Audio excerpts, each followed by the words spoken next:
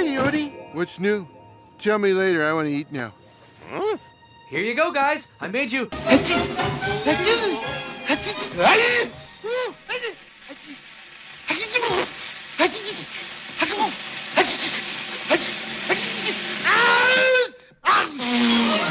Quick, slow motion.